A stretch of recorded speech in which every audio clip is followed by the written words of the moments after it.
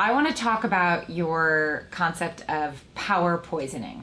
There is so much abuse of power in our institutions, whether you're looking at the industry-wide level, the sort of use of lobbying and legislative Right. solutions, or using size and scale as sort of a proxy for actual competition and performance, down to the abuse of it inside in terms of interpersonal relationships with the boss. And your premise, and I'll let you unpack it, is that even really great people, great human beings, when they achieve a position of power, they can be corrupted by it, to use the old phrase. So describe what you mean by power poisoning, and then more importantly, what are the antidotes to it? So, well, first of all, I would separate with power poisoning. There's just raw incentive that, I do it because I can, and there are certainly situations, we look at rough and tumble politics, that's sometimes a situation people take as much money or votes or whatever greedy goodness they want for themselves just because they can.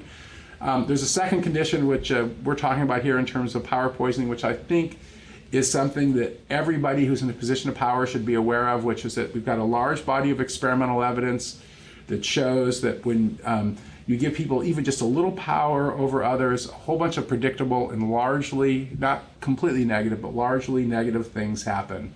One is people in power become more focused on their own needs. Two, they become less focused and pay less attention to the needs of others and care less. In fact, they become less empathetic. There's evidence to support that.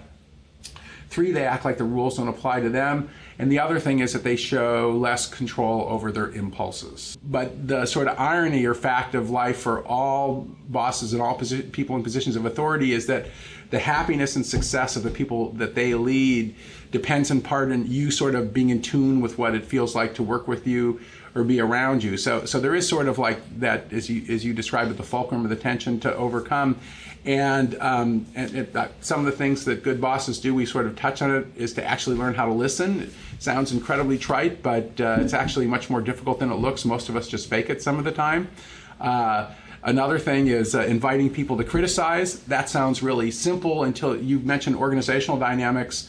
One of the dynamics of hierarchy, which unfortunately can be demonstrated over and over again, is that even if your boss is the nicest person in the world, it turns out that if you deliver bad news to your boss will like you less, assuming your boss is a human being. And the other thing that happens, and I love this research, I'm not even sure I discussed this in the book, the research on false flattery is one of the most amazing bodies of research I've ever seen, which is that even when you know that somebody is saying how wonderful you look or how thin you look or whatever, you know that they're lying or bullshitting you, we still like them more as a result.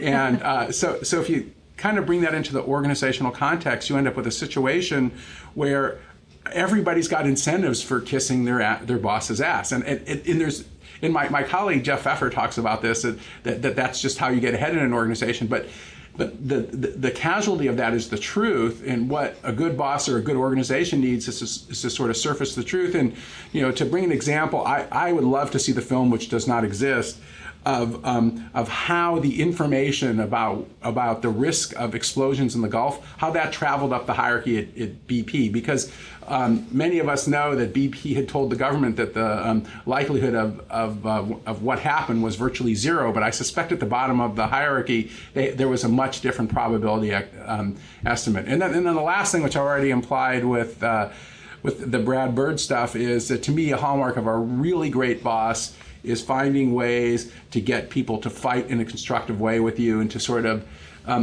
get the status thing out of the room. Or to your point about organizational arrangements, I think that's one of the great things that David Kelly at IDEO did the years that I've hung out with David, and I still hang out with him at Stanford, is he has this magnificent ability to sort of set a situation where everybody feels like they can participate.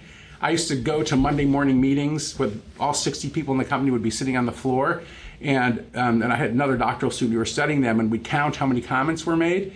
You'd have an hour meeting, you'd have 60 people, and David would talk about 9 minutes for an hour, and you'd have 45 of them would make at least one little comment. It was really very impressive, but even despite that, David realized that because he was the boss and the CEO of the company those days, that there were times where the best thing he could do was sort of leave the room. And at various times I've joked to David, I've said, the key to your success as a manager is you manage by walking out of the room. And I've seen him many times where things are going really well, but he's worried that his being the boss will influence. He just sort of walks out the room because he realizes that he could have a stifling influence.